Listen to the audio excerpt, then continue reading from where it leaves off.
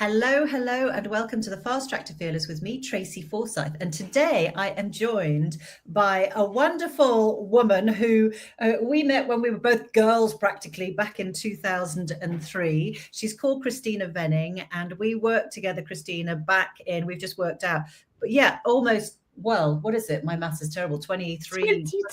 22 years.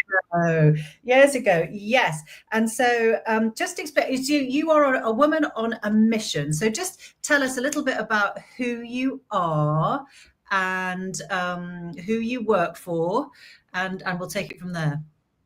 Okay, so I'm Kristina, and I have a day job, which is working for a small national charity that supports visually impaired children and young people called Look.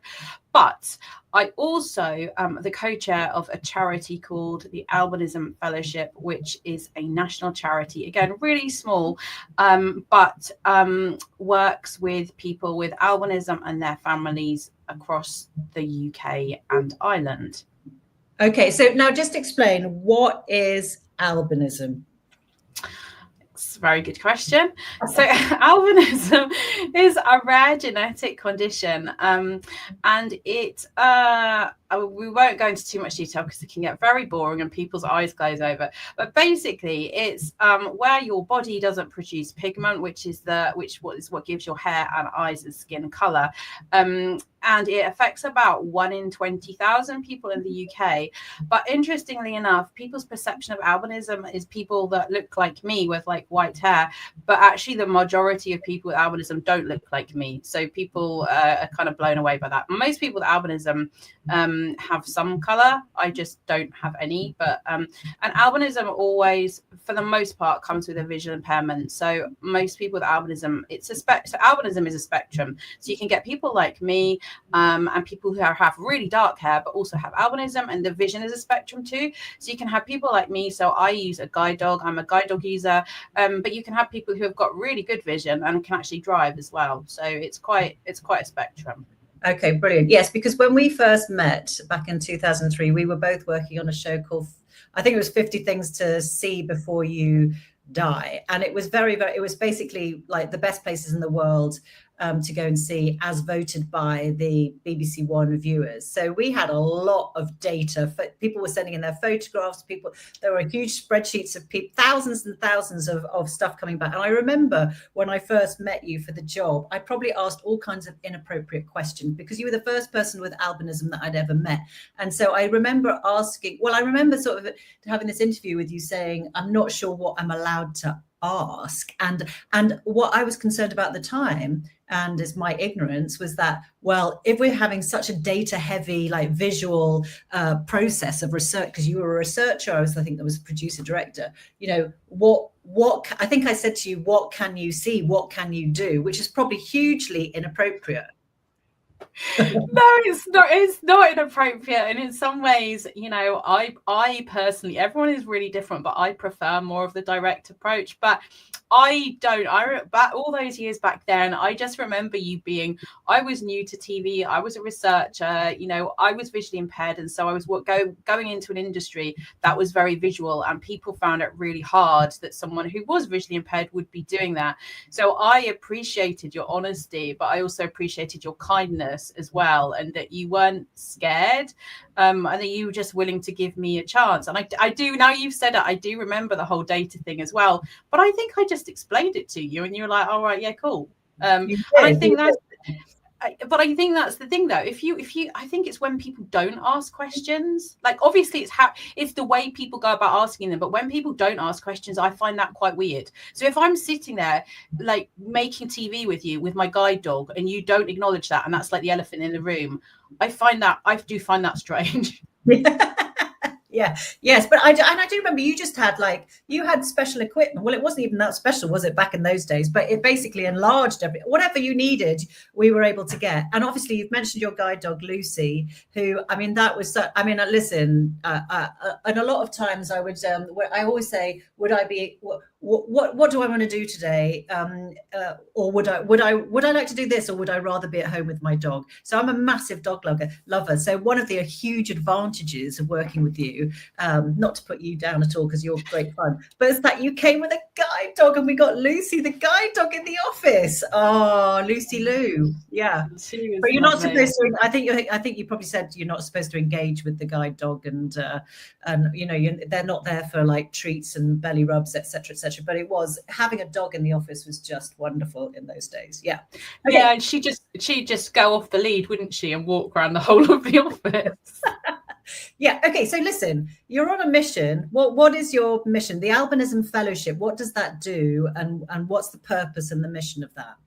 The work. Okay, so the mission of my charity is to support and raise awareness. I think that phrase is used quite a lot, not necessarily in the right way, and I sometimes feel a bit cringe saying it, but basically I think when you have a rare condition that people don't understand, you can really struggle and you can feel really alone and really isolated. And part of the point of our charity is to build community and to make people feel like they are not alone, and to make parents feel like they're not alone when they have these kids that are diagnosed with a condition. And I think that unfortunately there is a lot of negativity about albinism, and unfortunately a lot of it does come from media outlets. So people with albinism are often portrayed as evil or weird or strange or recluse, or just those stereotypes, and currently it kind of hasn't caught up. So there's some disabilities where it's not acceptable to portray people in a negative way.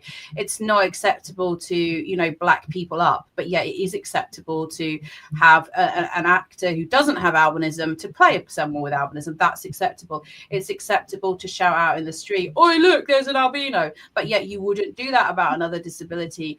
And so, and I think a lot of it is down to how albinism is portrayed, and that has a massive impact on people's self-esteem. And I want to try. I know I can't change the world, but I just want to do my bit to try and make the world a kinder and happier place for future people with albinism and generations coming up. Because when I was young, I really struggled, and from the moment that I kind of have conscious memories, I remember negative interactions. So I remember like when we were in primary school and just my first day at primary school, we all had to hold hands to go to the lunch hall. The teacher was like, "You hold hands with this boy." I remember his name, I'm not going to say it. And he like backed away and went up against the wall, and the teacher was like, "You're going to hold Kristina's hand?" And she's like, "No, she's scary." And nobody ever challenged that. So throughout my life, I had that kind of thing. I had kids just not want to play with me, not want to share their things with me, not want to, and I tried everything to be friends with kids, and they didn't want that from me. But I think what was really lacking is anybody saying that hang on 1 minute, just explain, for adults and people to explain what albinism is, and for kids to be accepting. Because if you explain things to kids, they are, but it never happened. And so age, I had a really negative sense of self. Like my parents took me to an event with kids with albinism, and they thought it would be positive, but I didn't want to. I think I was about 8. I didn't want to go from. They were like, "Go and play with the kids with white hair," and I didn't want to play with these kids because I'd already learned that society, it wasn't okay to be me. So when I looked at these kids, I saw what people saw in me, and I didn't like it, and I didn't want that. And then I kind of fast forward back to now with my own children, and some of those things that happened in the playground for me at school happened in the playground when I picked my kids up for school. Like I'd have people, like other parents, talk about me like behind my back. One time I was just there picking up my kids, and they were like, it was the summer, and everyone was talking about their tans, and they were going, "Oh God, yeah, we need to top up my tan. I mean, geez, if I look like her, geez, if you're an albino, you wouldn't want to leave the house, would you?" And I just was like, I don't really understand why people do that. And people like the parents, they all knew I was visually impaired. I always told them, but they ignored me. And at birthday parties, like nobody talked to me, and I don't know who people are if they don't talk to me. So I just used to stand there on my own. And and I don't want this kind of thing. And now with my kids, I wasn't allowed to go to my son's parents' evening. So I went to his first parents' evening in year 7. But from that point onwards, the next day, he got so much grief and he was crying and he was bullied and he was so upset that I made the decision to not go, because he'd plead with me every time parents came around. It's like, Mummy, I know this, I love you, but can you not come to parents' evening? And that, it broke my heart. Equally, like, my kind of mama bear came in, and I was like, I need to do what's right for my child, and I don't want him to be bullied because of me. So I knew it was wrong that I wasn't going to parents' evenings because of kids and because of them being ignorant. But I had to do what was right for my child. So I never went to his parents' evening just because of the repercussions for him. So I want to change all this. I don't want it. It's not okay, and it's not okay for people to behave like this and to feel like that.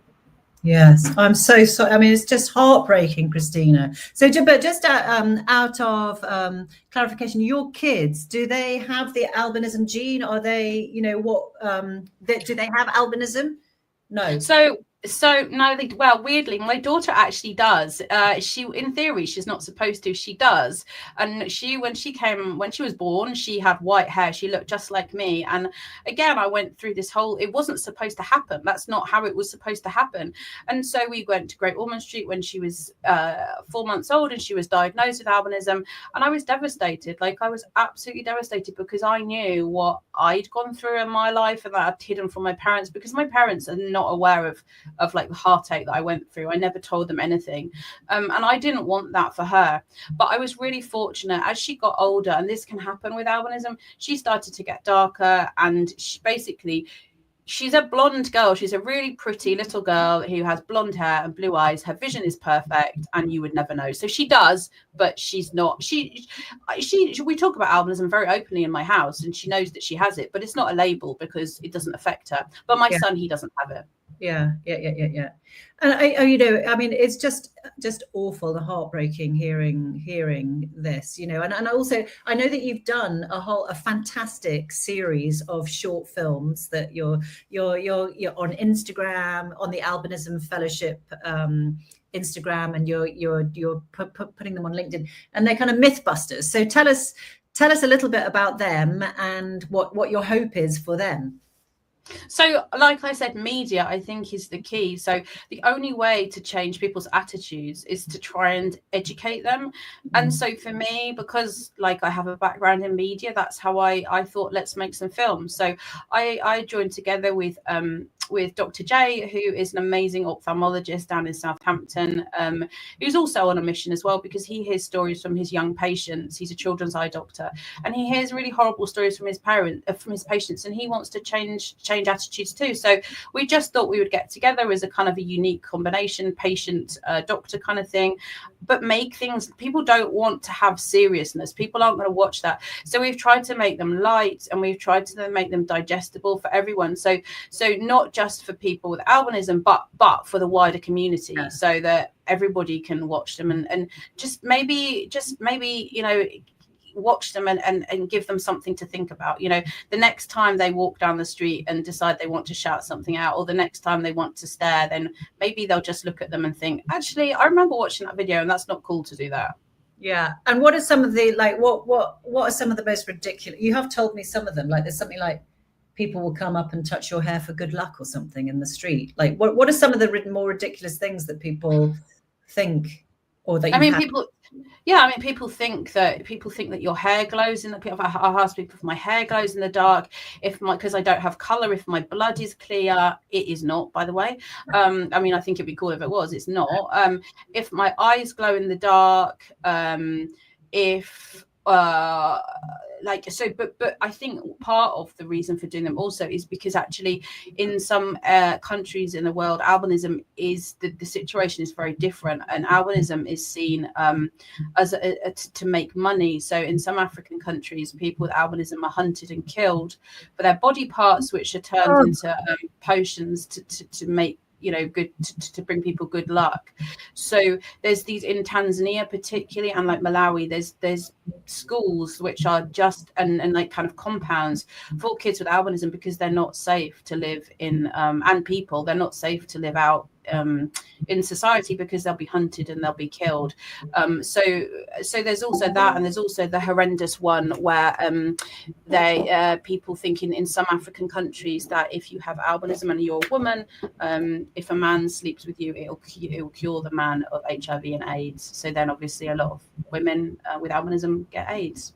Oh my goodness. Oh my God. Okay, so listen, tell me what the strategy, like how are you, what's your strategy? You know, Albinism Fellowship, you know, what are you doing, and how can people get involved or help, or what do you want? What are you wanting?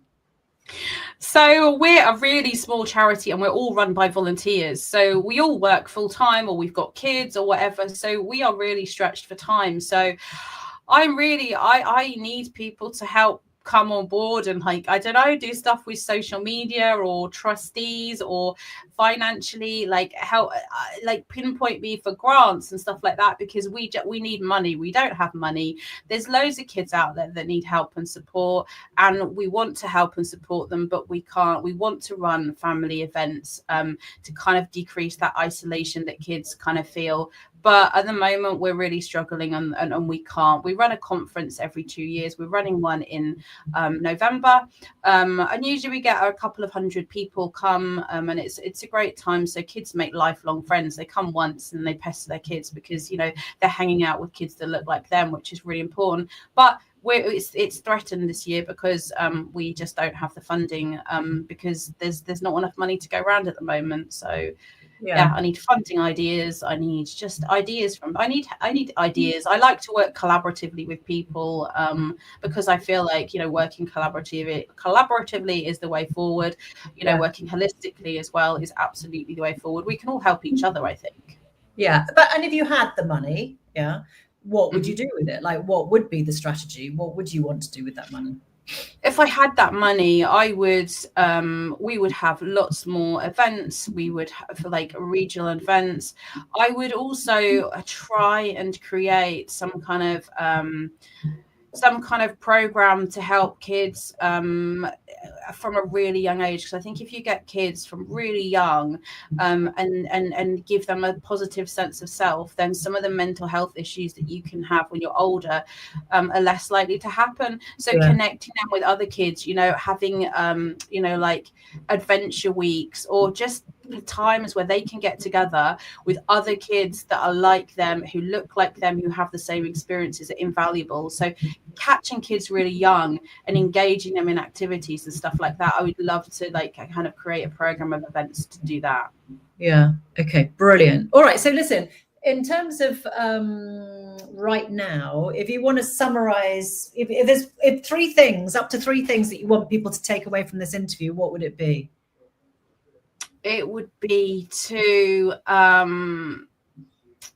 oh gosh, Tracy, that's such a hard question. You're putting me on the spot.